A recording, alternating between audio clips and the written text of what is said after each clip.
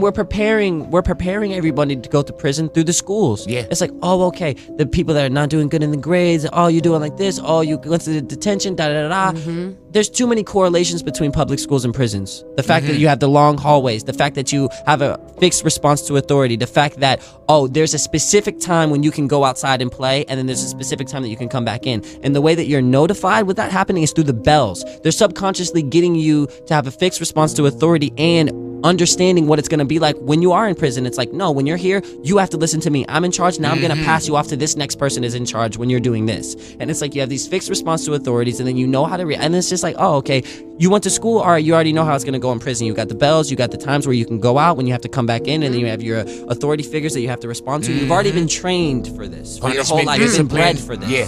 The same way that they're breeding, the same way that they're breeding animals and slaughtering them and then feeding it to all of us is the same way. That's what they're breeding us to go into prison. They're breeding us, or they're breeding us to go to school and learn how to work a 9-to-5 and work to a factory. Like, school was invented for the Industrial Revolution because people were cutting their fingers off in the factories because they couldn't read the instructions.